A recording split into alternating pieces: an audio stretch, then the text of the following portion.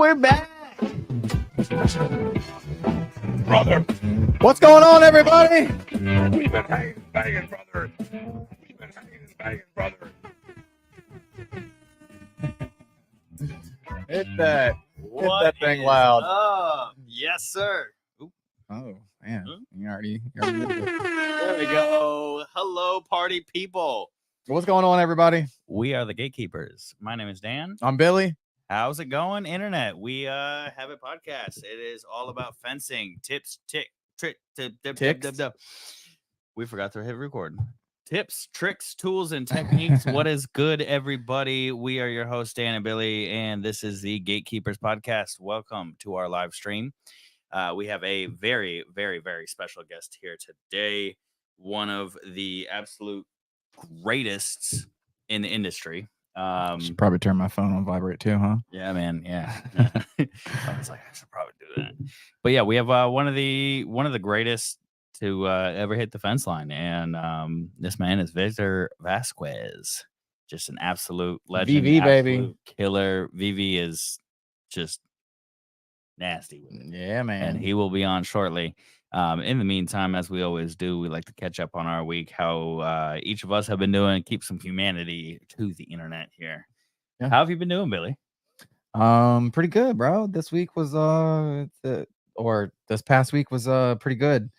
Cold as shit outside for Florida. For Florida. I know you, VV, are working down there in the snow or up there in the snow, but us Florida boys, we're not prepared for 20-degree weather. It was cold last week. Yeah, especially driving a bike in that. Ooh. Hey man, Hands that's go numb instant. You know, I wouldn't have a motorcycle for my daily. No, brother. No. And I'm just not there yet. I also have to drive them for work. So Yeah, true. I got to test drive them. True. So it's part of the job. How was your week? Man, it was good. It was good. Just got another order for 2 more gate frames. I'm going to be doing some welding this week, which is going to be sick. Also, just landed another contract for wrapping the whole front face of a local brewery. Shout out to Beardless Brew House. If you are in the Milton or Pace location, they have 2, which is what giant big gold thing right there. Sipping on here today. Beardless Brew House. They are rad. Beers are great. My wife also happens to work there. So yeah. Pretty cool place. Yeah. I've been there with you twice now? Yeah. Twice, yeah, man. It's pretty good, man. They got some wild beers. Everything is brewery. made in-house. It's pretty rad. Yeah, it is. But I got a new job doing their vinyl for their front face. That's just kind of part of the name of the fabrication thing is I just make stuff. So that's rad. Yeah. I also Sunday picked up a new motorcycle. I know. I just saw it today whenever I got here. Yeah, the battery was dead, unfortunately. I mean, it's all right. It's a 1977 bike. So you know what I need to do? Registered as an antique. I need to take a picture of it and send it to my dad because he'll be like, I know exactly what that is because he's a huge Harley guy. And that's because his first bike was a 73 Sportster. So that's right around the same time. And I remember him talking about, all them Chinese and Jap bikes started coming out around the same time. So I'm going to definitely take a picture of it and send it to him. It was one of the quote unquote super bikes of the 70s. It's a not that far from a super bike in today's standards. Yeah, absolutely. Far from it.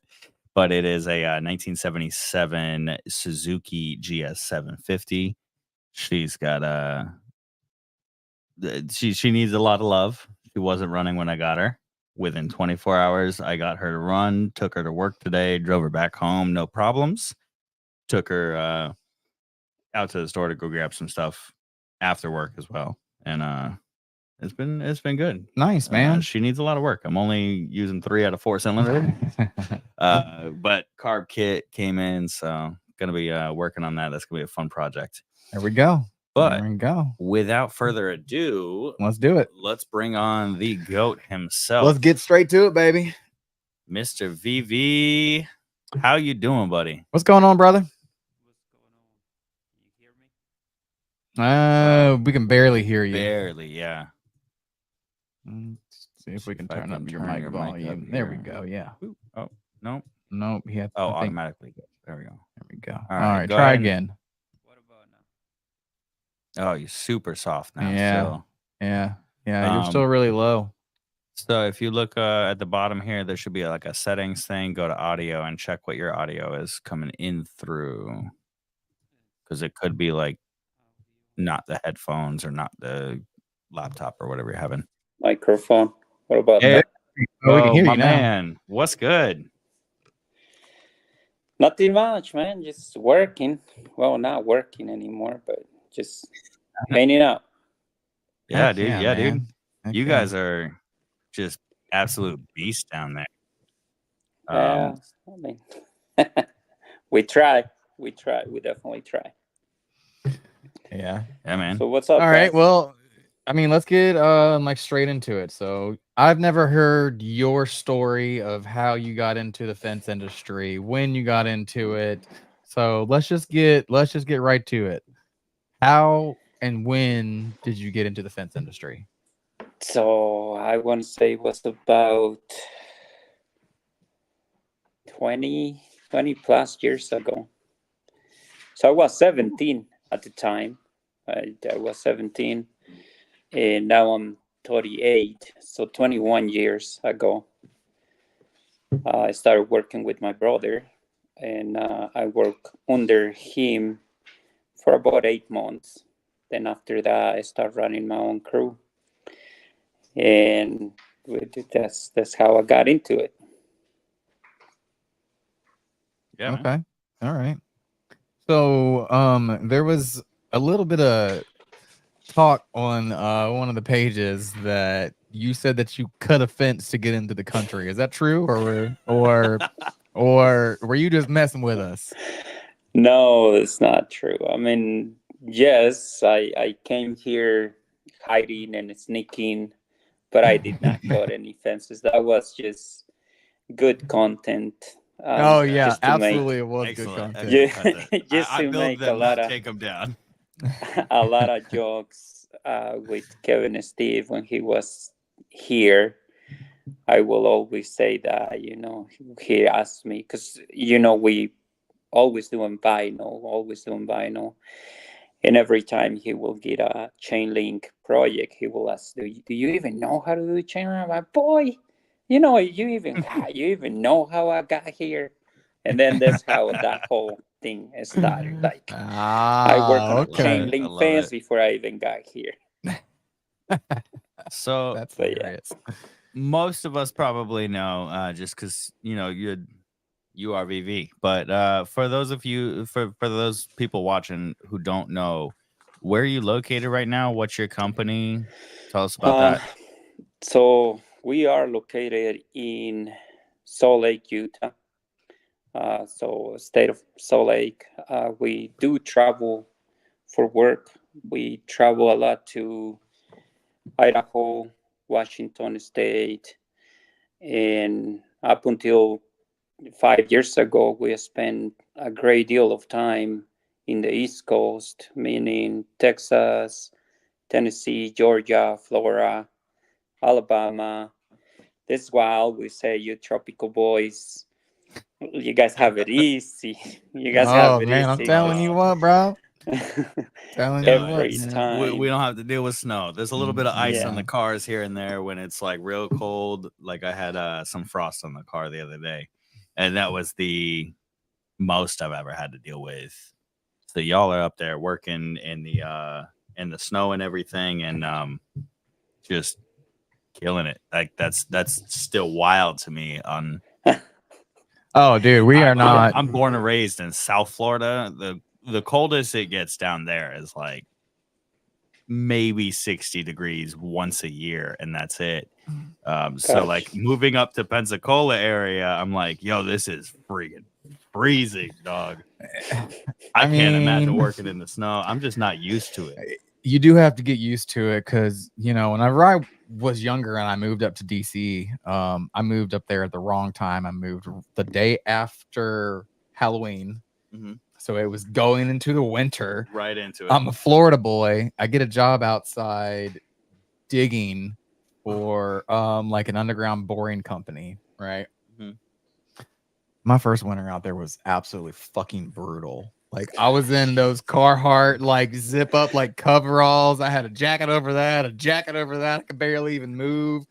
Man, they made fun of me for like the entire time that I worked there. Because after I got used to it, next winter, I shed a lot of those layers. Yeah. And I was outside, and they were like, "Where's all your jackets at, Florida boy?" Like, man, if y'all don't shut the hell up, man.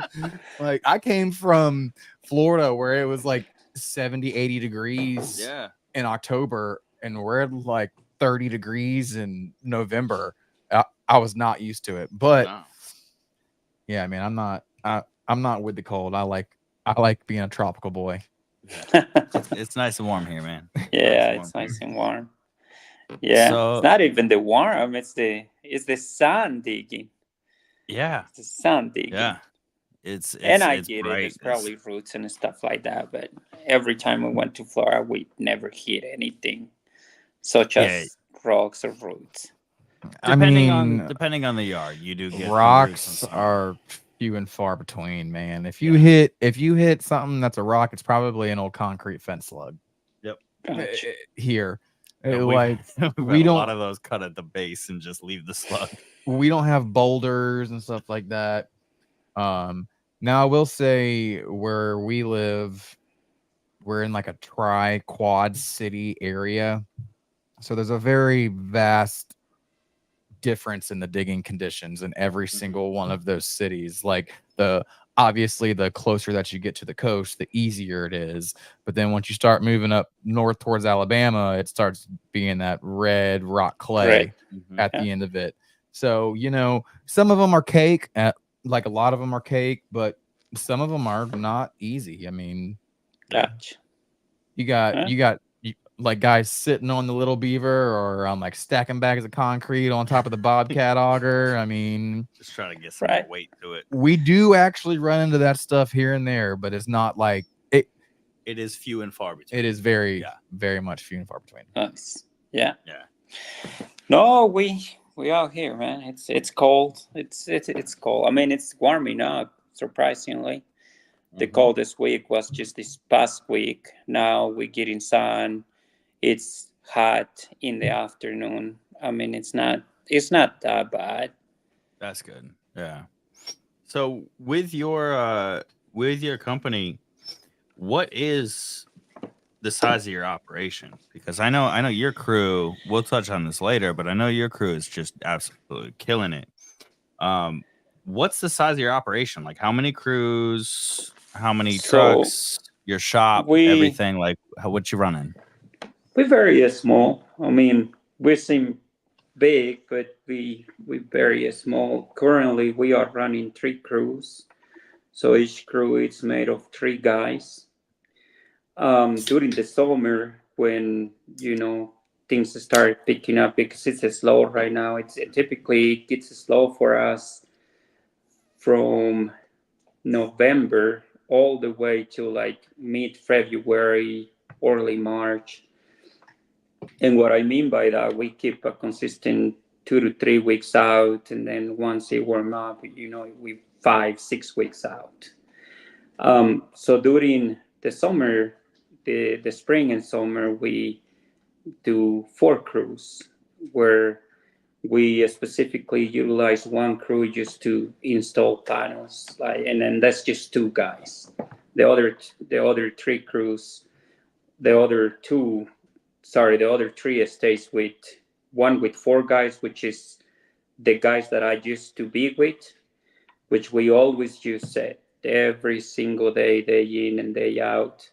So during the winter, that crew is everybody's 3 guys. During the summer, we take a guy from 2 crews and give 1 to the other crew, so that becomes a 4 crew, and then the other 2 goes to just install. They don't dig, they do any of that, and it's just install panels. So it's 3 crews during the winter, which is the same amount of people.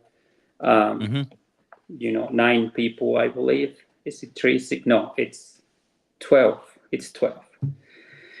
And then during the summer, it goes to 4, 3, and 2. Okay. I like And it. I like it. it's always the same So I heard, people, same amount of people. yeah, I heard you have like a designated crew for a vinyl. Does each crew specialize in one type of install, or is it like No, they okay? all do everything. Like I say, just one particular crew, they always set post simply because they so used to it. Even when we say, "Hey, let's go and install this wood," they will pick digging over nailing pickets any any given day of the week. So Okay. there's one that does not do nothing else other than setting, whether it's winter, summer, spring. The other ones that they switch, sometimes they dig, sometimes they install, sometimes they fabricate. So it it it goes back and forth between Yeah, the other two crews. Nice. I like it. Nice. Yeah, and I can definitely I know Billy can attest to this. I should say, with the nailing, holding a nail gun all day long. Because you I had that mean, you get one where used you to did it. like 800 feet or something like that one day, and your shoulder and arm were like just Well, that all was day. Just know. at the end. Yeah, just numb. For At the that end of the day, he's one- like, I can't feel my arm anymore. Like I'm just going, and it's just doing it.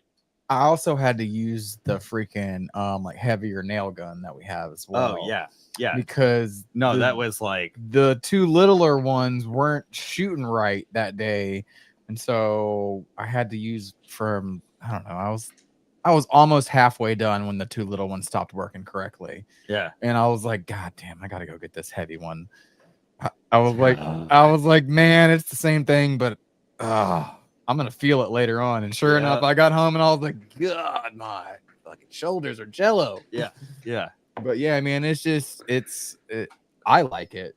I like it. It can be very repetitive to like some guys, so I see why they like digging because you get a whole bunch of different like scenarios versus Yeah. just nailing pickups up all day long. Yeah, yeah. There's definitely a different, situation for every atmosphere of it if you're digging and setting and all the rest of that, and putting your rails up, putting your pickets up, yada yada yada. Each step is different, and Right.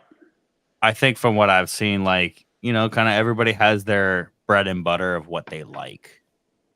Yeah. And let's say VV's is vinyl, right? No, man, I like anything that makes money. I bet you Yes, do, baby. sir. I bet you do. Anything that sir. makes money. It's just here in Salt Lake, the market is vinyl. Like, you go to neighborhoods and it's vinyl. HOA, it's vinyl. There's one single HOA city that requires wood, but everybody else, as far as new communities, new HOAs, stuff like that, it's always going to be vinyl. And that's why we do a lot of vinyl, simply because we do a lot of new construction, and it's what they want. The HOA wants the known maintenance type of fence. Yeah, right. It's like damn near the complete opposite here in Florida. Yep. That's just how it works. Our main thing here down in Florida is wood, and Right. I wish our main thing here in Florida was vinyl because that'd be rad. No, dude, it'd be great, but And like putting them things together, like building Legos. unfortunately, like, it's fun. It's easy. It's a beautiful fence. But I do wish there was more vinyl and aluminum down here than there is. But it's predominantly privacy fence, like just wooden privacy, just the standard dog ears and all the rest. Yeah, it is. Right. Basic. All right, so give us a rundown of a normal day at All Over Fence. Well, normal day, we open up shop at 7. We open up. I mean, it opens up. We just did our automation about 6 months ago. So before I had to go and open and stuff like that. Now it's all automatic. It opens up about 10 minutes prior. Guys get in. They just get in the truck and leave. The gate stays open from 6:50 to about 7:30, and then it shuts off again, and the office people arrives at 8. So the guys come and they leave on their own. They come in the day before, they load up their trucks, they get all the paperwork on their trucks, put it on their folders, and 80% of the time happens like that, unless they arrive late the day before, then they just took off. But typically, they get at the shop at a good hour where they can still load up and get ready for the next day. So the next day, they just arrive, get in their truck, and they leave. Nice. So they go off, they go off. Like I say, right now, we're running 3 crews. They go off on their designated jobs.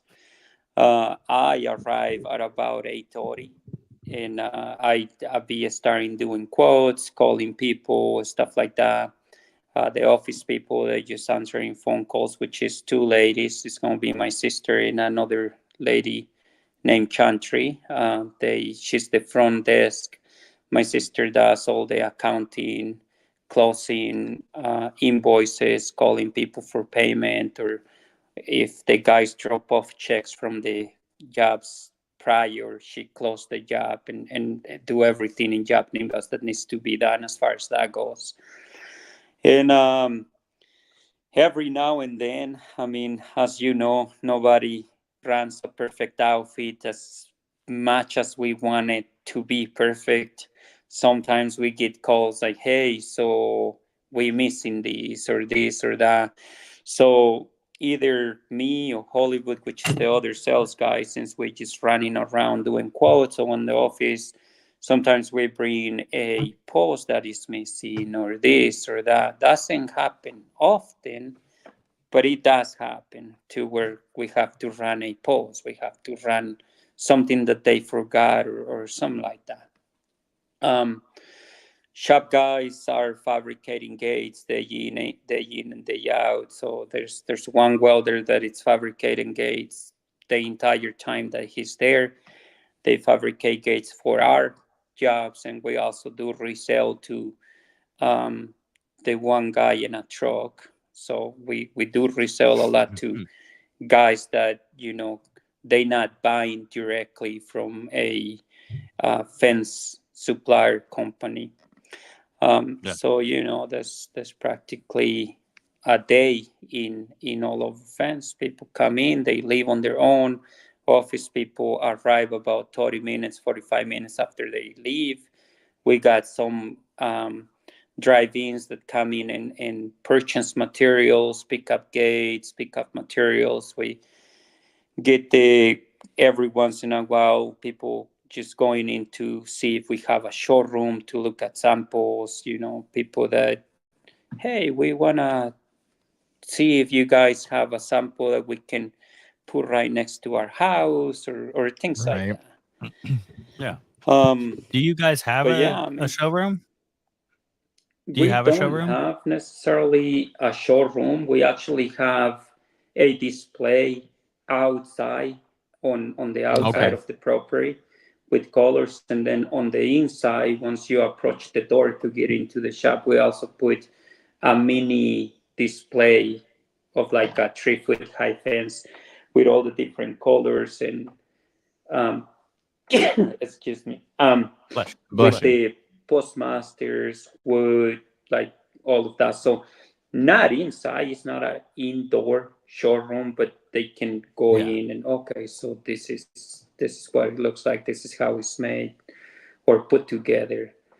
And Nice. Every once in a while somebody wants to take a small piece of panel so that it can put right next to the stucco or their siding, things like that. See how that color matches up and whatever it might be. Yeah.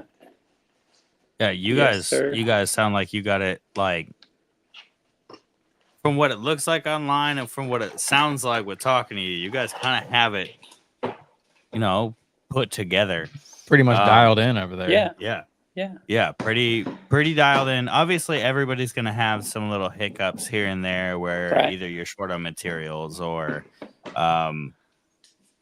something happens on That's the just job human site, or nature at like, the end of the day.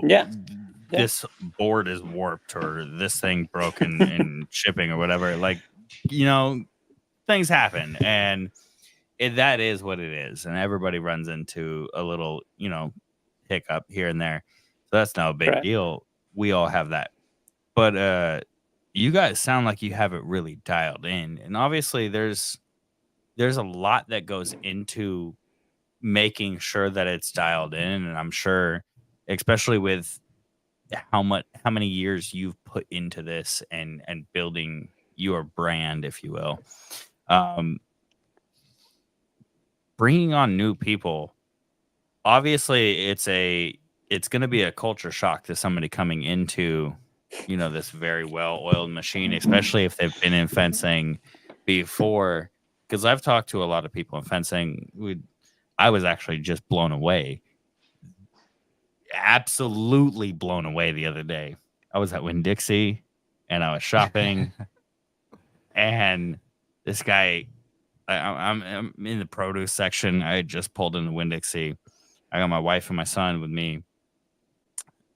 We're looking at like tomatoes and shit. And this guy's like, gatekeepers? I'm like, what the fuck? What? Yes, Nobody knows who I am? Like, this is wild. It happens. And that was just like completely surreal to me. But obviously, I was talking to this gentleman, and I was telling him, I was like, yeah, VV's going to be in the podcast. He's like, no shit.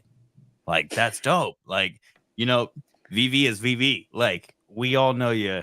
And there obviously comes a standard to what you produce, because Jesus, is it top tier A1? Everything you do is excellent. Everything everybody in your company does is great. I see all the pictures, I see all the quality. Like, it's wonderful. And the timing, and you can vouch for this. I messaged you and I was like, how the hell do you pump these out that fast? Like, how do you do this? There's obviously a lot of training that goes involved to making this all happen. When you bring somebody on, kind of what's your training process for bringing on these people and introducing this culture to them that you have created? Because you are a big leader in the culture of fencing, whether you like it or not. But your work is a plus all the way around. Your speed and efficiency is unheard of. Like, I don't know how you fabricate gates and stuff like that as fast as you do. And that's what I do. And I reached out to you about that. But how do you train your employees, like starting them up from, first day to getting them to be part of this well-oiled machine that you guys run? So most of the people that work with us are known, like I know them since my childhood. We grow up together, we play together, and essentially they just wanna be part of it. They just wanna be a part of it. So imagine having this thing that where we come from, where we all come from, everybody that works here. It's a very, very small town. We're talking about 3 streets, maybe 1,500 people. Everybody knows everybody. Very, very rural, very, very small. And to see what we have done, and then they come here and they make good money and they build their houses, they do this, they do that. It's nothing but pride. And they also, like, they treat us well, they paid us good, and it's no nothing to be like they just go and work practically. That they know it's for us, somebody that they know that we are going to help them as well, and at the end of the day everybody wins. As far as how we get people started, it's like we let them know we're gonna put you on the field with this crew for a month, and if you like it then you stay with that crew, because essentially the way that I want to do it, I want to do repetitive stuff. Once somebody does something, it just naturally becomes natural. I always say it like there's ways to do things, like even to dig out a rock, there's an easier way and a harder way to do it.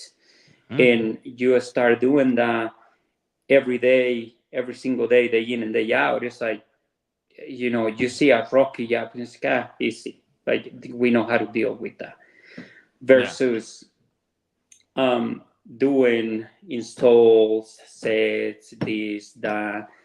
It's like I feel like people start cherry picking like what they wanna do. Like, oh, I'd rather do this or I'd rather do that. But if it's the same thing every single day, it is the same thing every single day. If you do not become efficient or better at what you're doing every single day, then I don't know what's wrong with you because it's the same thing. It is the same thing. And I always say it's all about mindset, and I do preach it. I do it, like I don't expect my guys to go and do something that I'm not capable of doing, and I always bring the receipts when they say, oh, that's a lot. Oh, really? Like, look, we did this and we did that, and it's possible. It's you just gotta go in with the right mindset. It's gonna get done, and it's gonna be easy, and we're gonna be home by 4.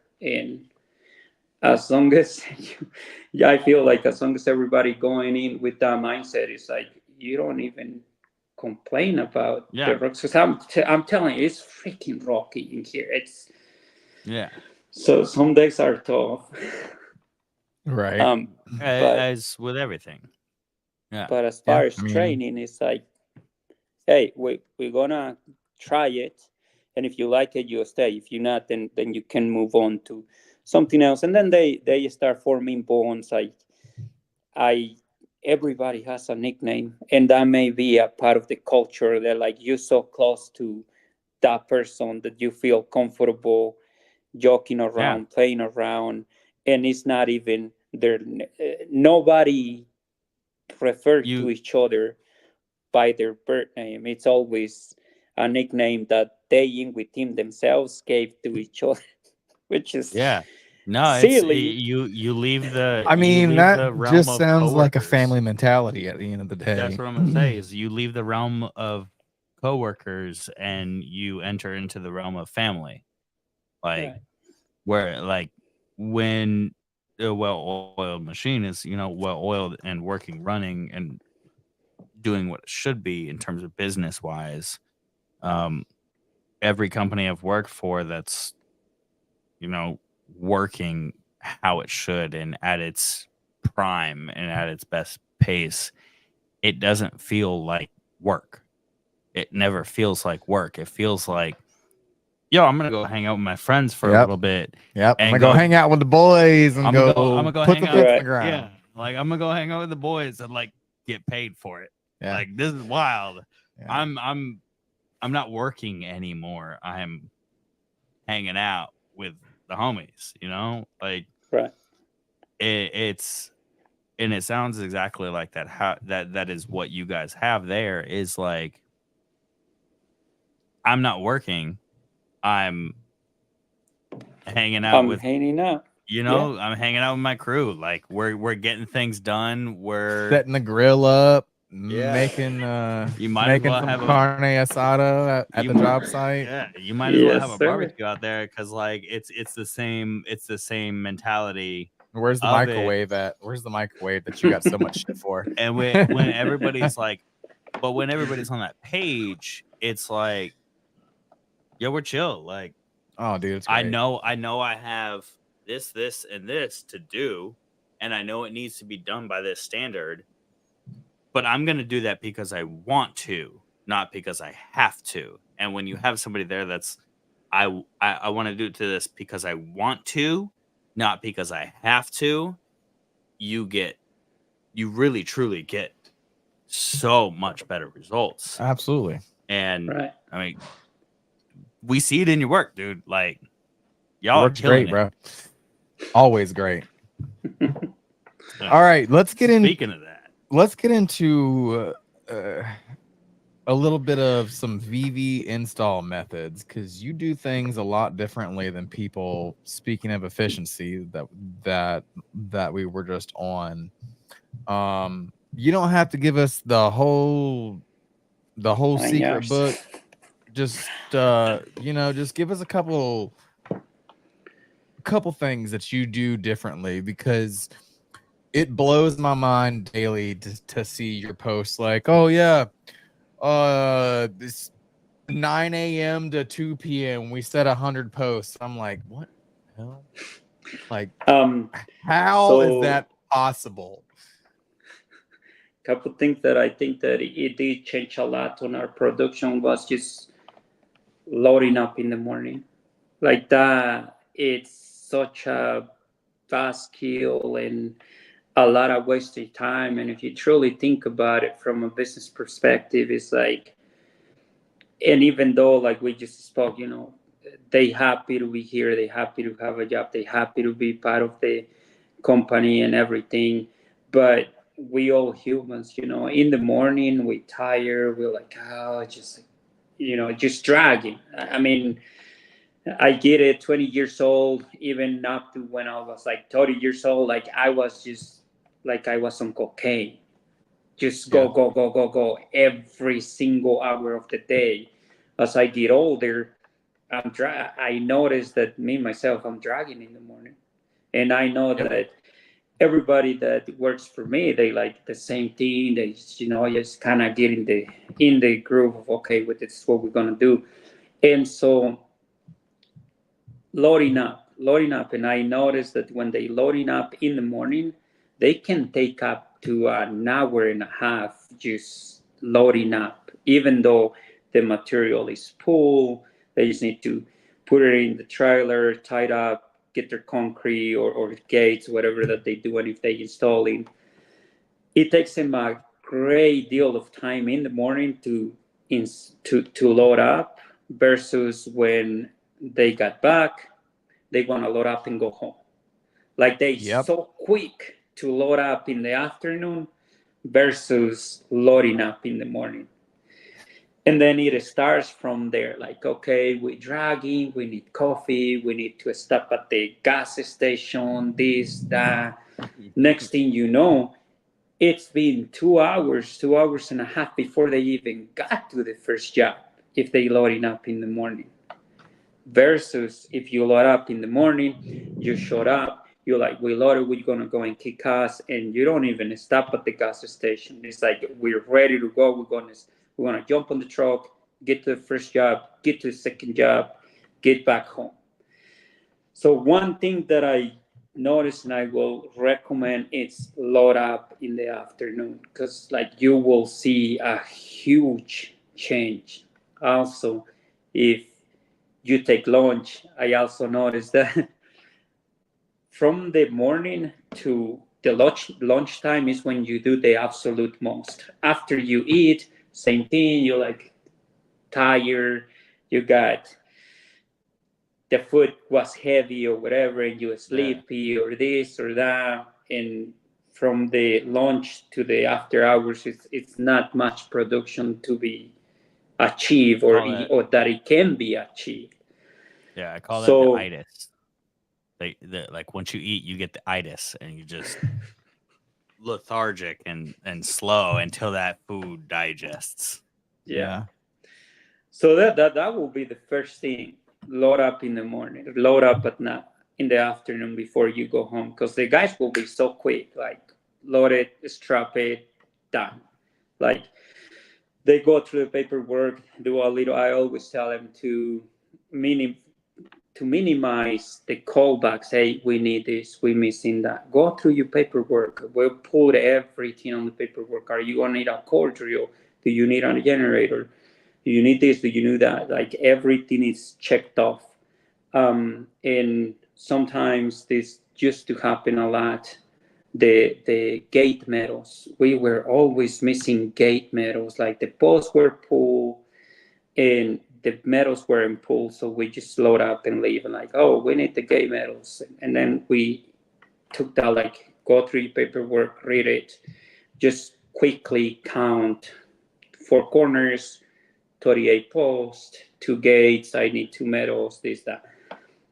But once you on site, once you arrive, same thing, repetitive stuff. When I was on the field, my job was to drive, park, go knock on the door, walk the property with the homeowner. Hey, so we're here, we're gonna do this. This is what my paperwork. Gates start here. Okay, here, front corner of the house, gas in, gas out, electrical. Just quickly, just a quick. This is what I have. This is what you want.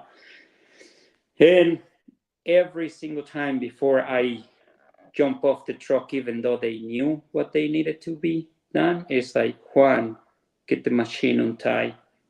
Don, get a wheelbarrow, get the stakes and the string. He puts all the stakes and the string and the paint on a wheelbarrow. And then I told the other guy, remember, it's 4 of us. The other guy, get all the tools down, diggers, flat bars, and bring your diggers. So he will just quickly jump on a truck, grab a pair of diggers, and we always hand dig the stuff right next to the house, always. Same. So I just quickly, in corner of the house, homeowner say yes, mark it. He start punching those holes. And literally in the time that I just go around, they already set the 2 posts right against the house. Juan has the machine. They go into the property pins and just run in a string. Literally by the time I'm done talking to the homeowner, which takes 5 to 10 minutes at the most, they already waiting on me with the string run, and I'm just gonna lay out the job. I lay it, and Juan is right behind us on the machine already punching holes. So it's always, know what they need to do, and like I say, repetitive Basically, stuff. everybody knows their roles then. Yeah. Everybody knows the job they have to do as soon as they pull Yeah. up on the job site and it gets Yeah. done. Yeah. So Yes, sir. That is- It's wild to think, because a lot of people don't think about this. It's like, we're gonna get to the job site, we're gonna smoke a cigarette, we're gonna wait until the lead guy speaks with the homeowner, we're gonna wait on the lead guy until he tells us start here and here. But I made it repetitive. Like, you get in the diggers, I'm talking to the client, you get in the string, you get in the machine of the truck and get it ready, so that when we're done, everything it's just keep going. Yeah. Everybody's just behind Yeah. the person that they're supposed to be behind. Everybody, And it's almost at this point like ingrained in your memory. Mhm. Like the second that truck goes into park, I hop out and I start my roll. Whatever my roll Right. is here. It's like a NASCAR pit stop. Like you pull There up, you go.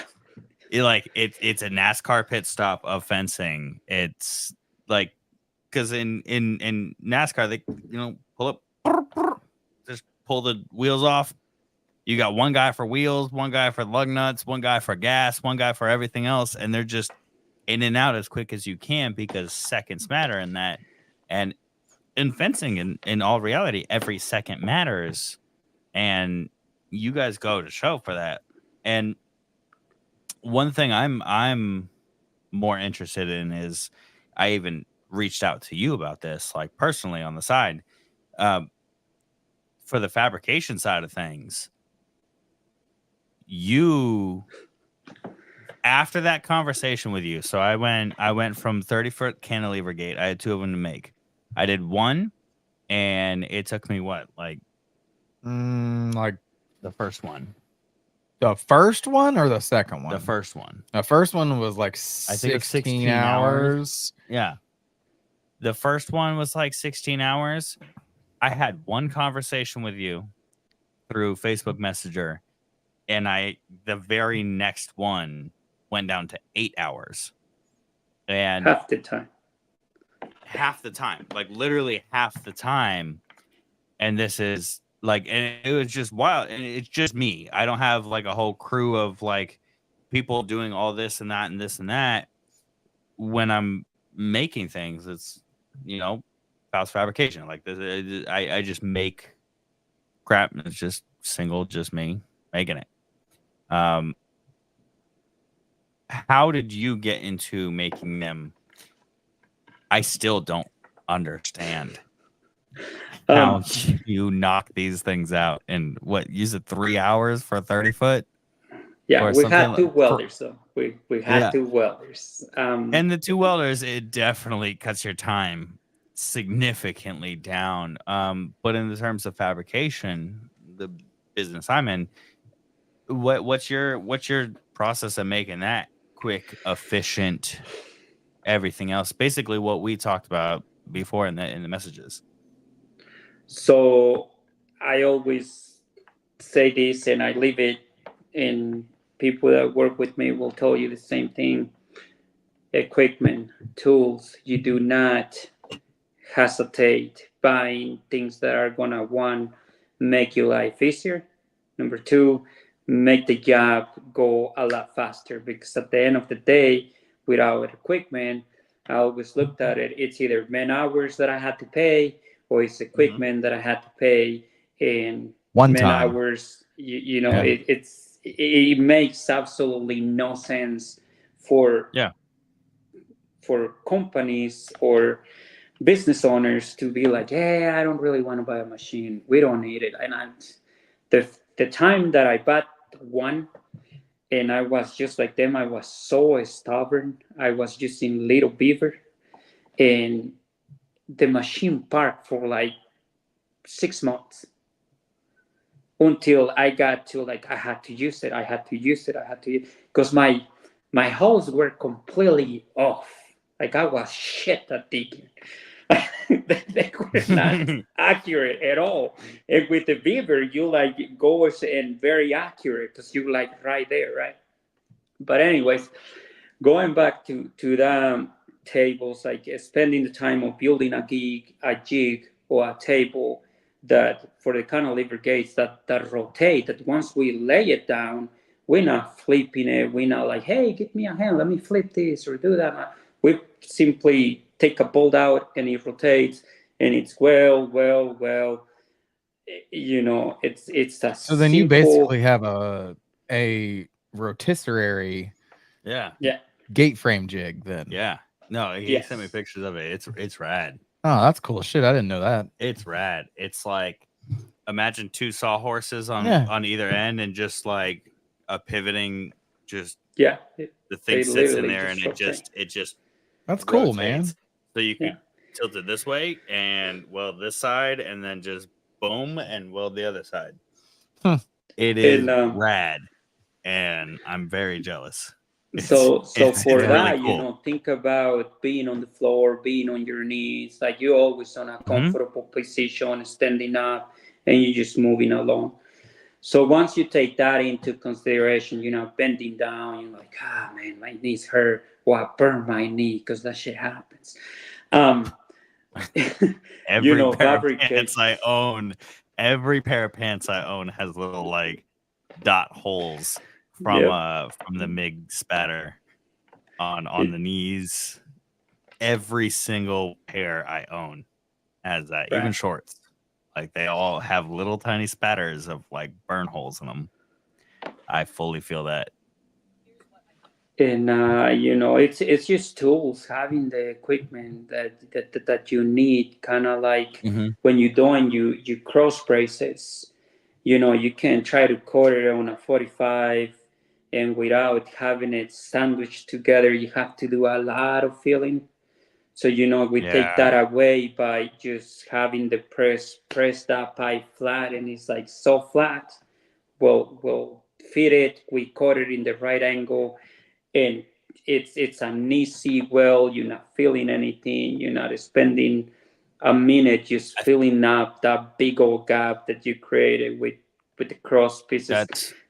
That's one of my that's one of my most time consuming things is coping round stop. Right.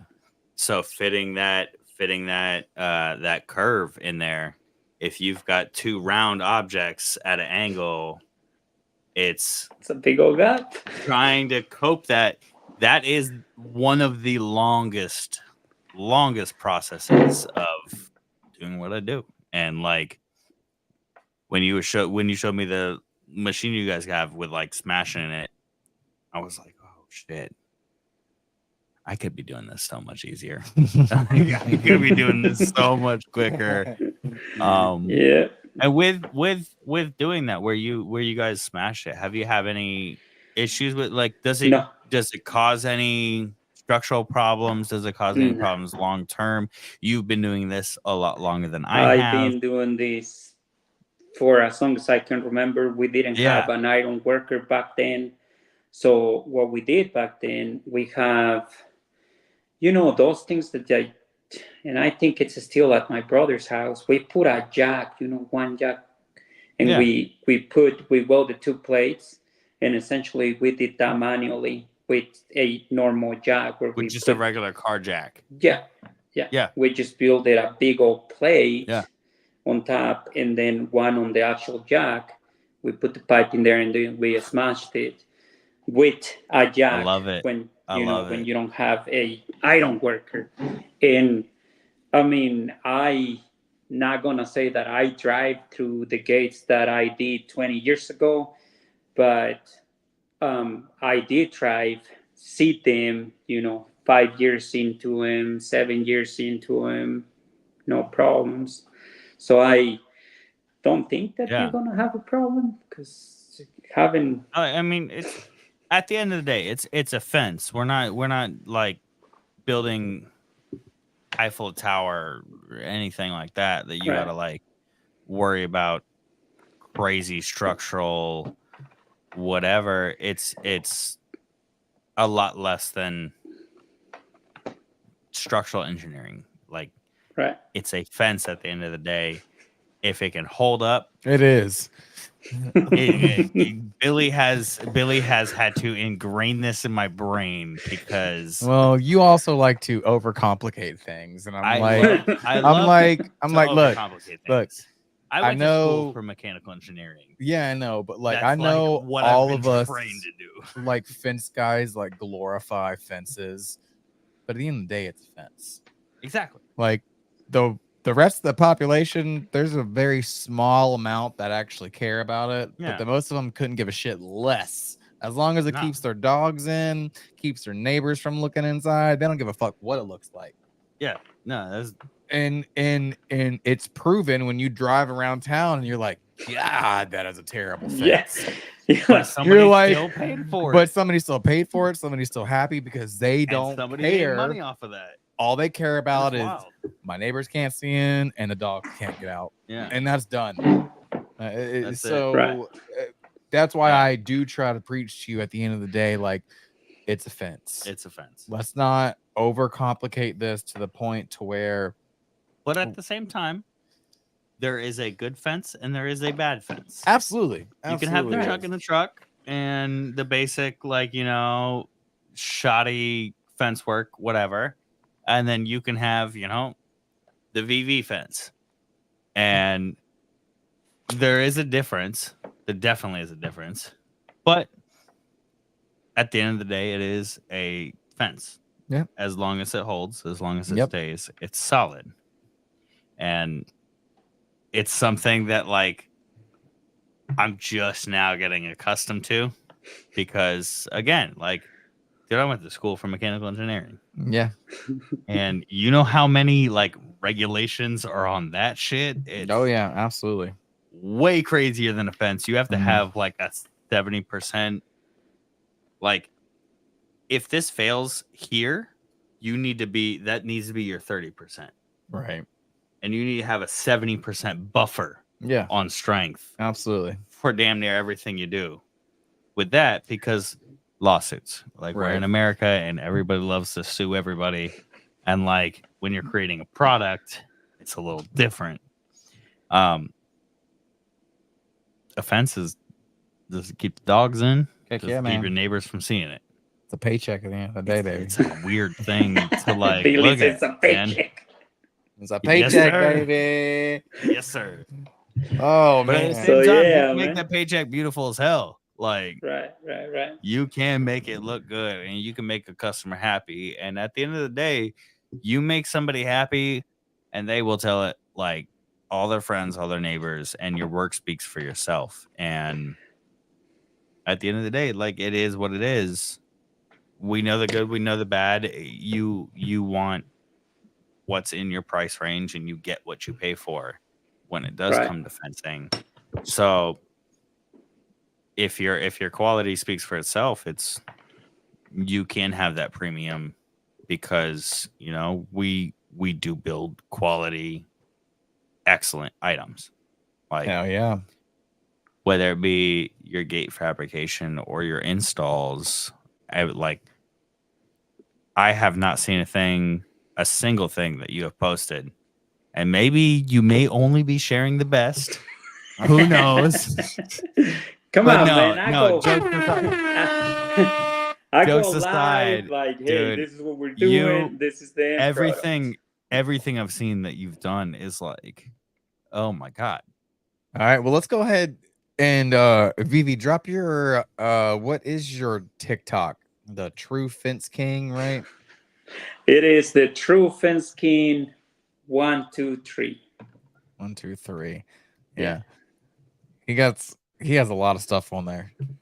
Oh my god. I can't type at all. Mostly unprofessional stuff, you know me. It is what it is, though. Hey, man, that's fun. But all one word, the True Fence King 1, 2, 3. 1, 2, 3, yeah. There we go. Perfect. Boom. If you wanna I'm gonna go find them on TikTok. Yeah, way out there, man. But yeah, man, well, if we can just go back to that, load up in the morning, repetitive stuff, and give you crews what and everything that they could possibly need to get the job done. Yeah, set the blueprint so they know what they're doing. Set them up for success, baby. Set them up for success, and just watch success happen. Hell yeah. Right. Hell if yeah. you and one of the things that you did mention earlier that really truly spoke to me was the if it makes the job faster or easier, it's worth it. Absolutely is. And that's one thing that my cheap ass has like really had a hard time grasping, because like I grew up, not the best out, but like I don't want to spend money on anything. And then if something does make sense to spend money on, if it makes the job faster, that means you can make more money on it, because the job costs the same amount that the job costs. And if you can make more money on it by doing it faster or more efficiently, that's worth it. It pays for itself. In the end, at the end of the day, it pays for itself. And efficiency is really how you make money in this industry. Especially, it's I can spend. We had one that like, I forgot exactly which fence it was, but they said like the previous dude took something like 9 weeks to build the fence on this property, which is insane because it was less than an acre, and the fence looked like shit. Oh, it's the Shadowmark one. Oh yeah, you know which one I'm talking about. Yeah. The homeowner said it took 9 weeks to build this fence, and it looks terrible. And it is what it is. But like 9 weeks to build that. It's a long time. That's a long time, boy. That's a whole lot of paychecks, baby. That's a whole lot of paychecks to pay out for so much time for a single backyard. For like what, a half an acre? Not even. Like it's a third of an acre, maybe. Like that's a lot of time to spend on a fence. And the amount of fence you're building is the amount of fence you're building, and that's what you're getting paid for. You're getting paid for it. And if I can finish that project in a day, or I can finish that project in, let's say, the extreme, the 9 weeks, I'm still getting paid the same amount. The same amount. Hell yeah. And at the end of the day, that like, if I can spend $500 on one tool, and that takes a day off of my labor for one job alone, it's worth it. That shit gonna, yes, sir. Gonna make like, you money. Even if it takes like an hour off of every job from here on out, $500 is worth it, because what's your labor cost? You got 4 guys. Right. Let's say, for easy math, you have 4 guys at $25 an hour. If you take an hour off, it pays itself off in 5 days if it's $500. And from there on out, after that, you're now profiting $100 a day because of spending that $500 one time on a tool that makes every job save an hour. And that's like, that is very, very big, because efficiency, it may look like, oh, I have to buy this expensive thing, but Efficiency makes or breaks you. yeah. I mean, let's be honest here. Yeah. I mean, efficiency makes or breaks you. I guess that's what I'm getting at. Yeah, man. Yeah. Well, That's BB, right. we have hit our time limit, man. I very much appreciate you coming on. You got any last words for the listeners, for the viewers, anything like that? No, man. We're out here. We're gonna be in Idaho this coming year, so stay tuned. We're still not done. I saw that. We're gonna have a second location, and hopefully it doesn't kill us, because I'm just struggling with like, who's gonna go around that. Yep. But we'll figure it out, man. We're very blessed. I appreciate all the love. You got this. A lot of people reach out for simple advice, and I hope that I give the best advice. I always tell them, hey, the most unprofessional person to be asking for advice, but if you're looking for production and what works for me, this is what works for me. And I just want to give a shout out to everybody that reached out, and I cannot say every single person's name because it's a lot, but I do appreciate it when people say, hey, I look up to you. Hey, how do you do this? How do you do that? What are you doing on this? How do you approach this? And I mean, it just feels good, man, to know that some people out there rooling for you, even though you have never even met him. And it's also good to know that it's a great feeling. It's wild. You know, that they reach out for advice. Like, hey, this works for me, and I always say, this is what works for me. I mean, it may work for you, may not work for you at your area, but this is what we're doing, and it's working for us. So, like I say, thank you for all the love. Thank you for having me. And absolutely, man. You know, anytime, dude. Thank you. We out here. Thank you for joining us. And like, not even thank us for having you. Like, thank you for joining us. Yeah, it is absolutely. Definitely a pleasure. It's a pleasure, man. We've had a very good run of like people on the show. Nice. From Brian Fredrickson with FWA, the shirt you're wearing right now. Yeah. And Fences with attitude, right? Fences with attitude. I remember when that started. There we go, baby. Yeah. But we are absolutely blessed, and not only thank you, Vivi, but thank you everybody who has been on the show. We couldn't do it without you guys. Like, these big people in the community, in the fencing community, in the fencing world, it still is wild to me that we're sitting in my spare bedroom right now. And I was at Winn-Dixie yesterday, and somebody stopped me and said, "Gatekeepers?" And I was like, This mug "What called the me. fuck?" That's tomorrow. That's tomorrow. This mug called me. He said, "Bro, somebody just recognized me from the podcast." I was like, "Okay." And he was like, "I've never had that happen before." I'm I in was like, "I've Winn-Dixie." never met this person. Couldn't tell you who they look like." And I was like, It like shocked me. And I know you're probably watching, and I feel bad for forgetting the name. I was just in so much shock. I was like, I've never had somebody approach me like in public. Like, it's so weird to me it was funny when you that called like me. somebody knows me. And we were talking, and I even said, I was like, "Yo, Vivi is gonna be on soon," and they're like, "Oh my god, I'm so excited for the episode!" And like, I'd love to see like you interview him. It's like, this is so surreal. Like this, You didn't even get his name either, man. no, I Oh, got his come name, on, and I was man. talking to him, but then like the second the conversation ended, I was like, was I just in a dream? Right. Like He somebody was in actually. shock. Dude, I was This is real. 100% in shock. It took me like 30 minutes to text you, by the way. Yeah. It like I had to process that through the entire grocery run, and my wife is like, "We need to get this." I was like, "What do we need to get again? Like, what is the grocery list?" Because somebody just randomly stopped me and was like, "Gatekeepers." I was like, "What the fuck is going on?" Like, Hell this yeah, is man. so wild.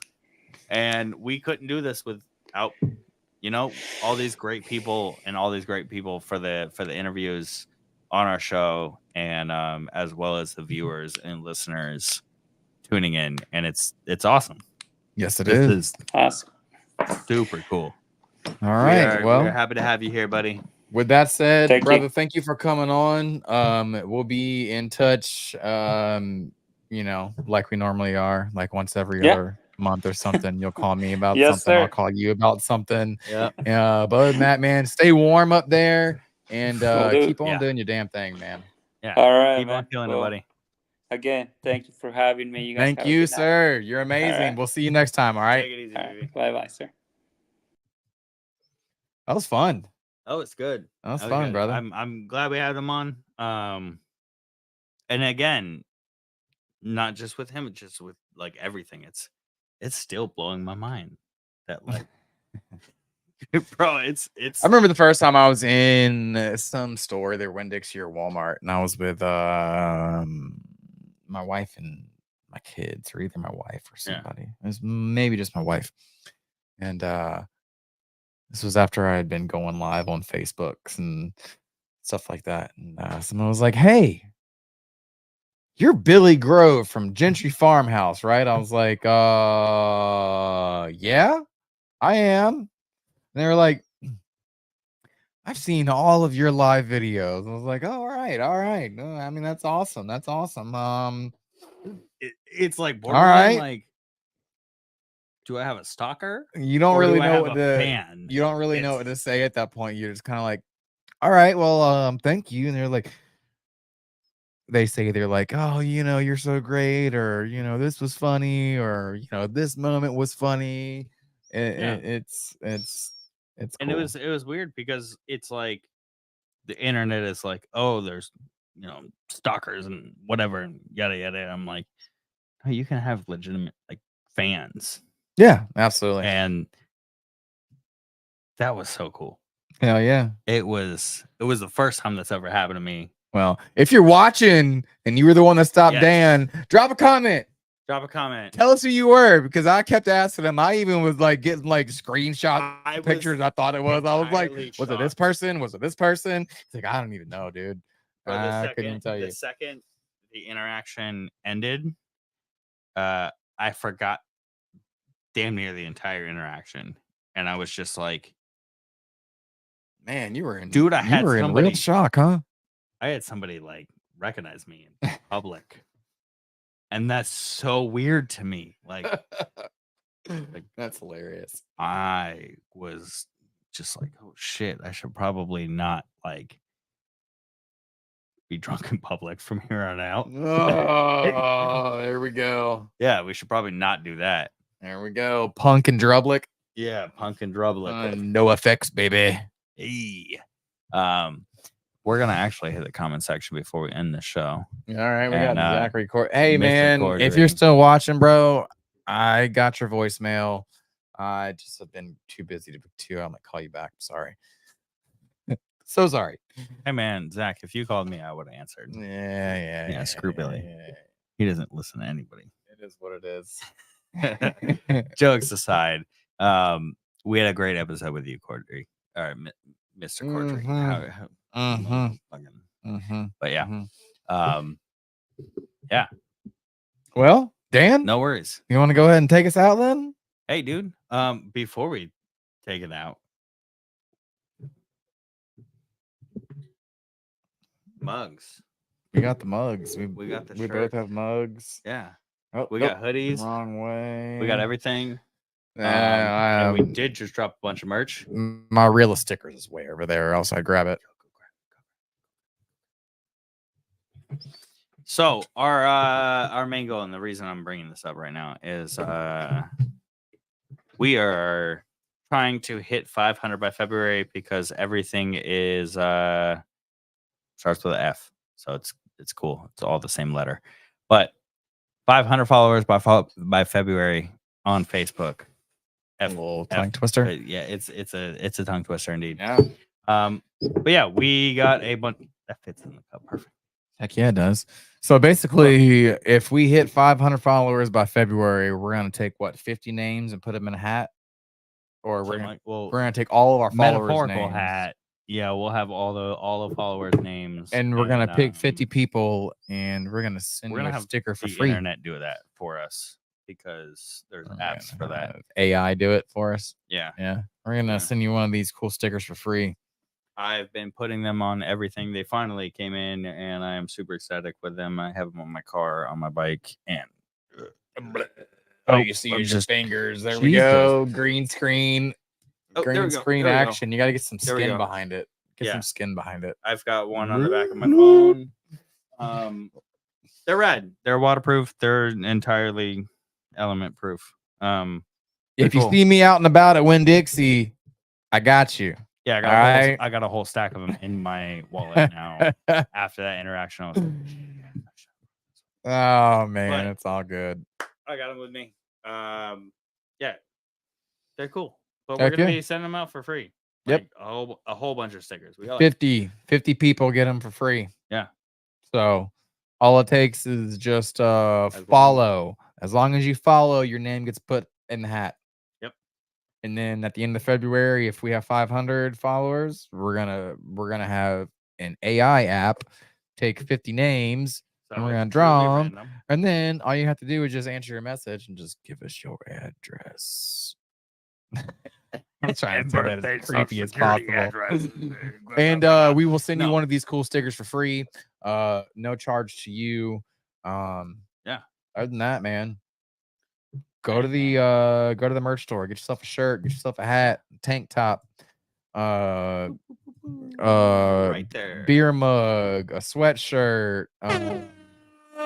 We've got it all. That Gatekeeper podcast. that shirt right there that our background is tonight is that one. my favorite so far. That is. Yeah, absolutely. Yeah, we got 2 different floral prints. Coming to you from Florida, we had to do the tourist vibes. We got 2 different floral prints. We've got some new hoodies, tank tops, and the new Cubatron. I think that's what I'm gonna name it now. Cubatron. Cubatron. Well, That print. But anyways, for everything regarding us, you can go to the gatekeeperpodcast.com. And other than that, when it comes to your fences, man, Take us build 'em away, my boy. Strong. Build them straight and build them sturdy. woo! And we out.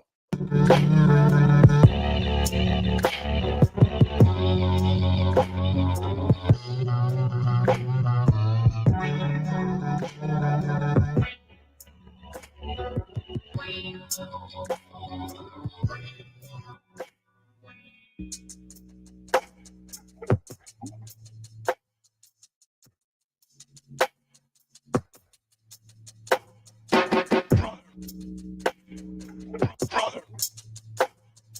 We've been hanging and banging, brother. We've been hanging and banging. We've been hanging. We've been hanging. We've been hanging and banging, brother.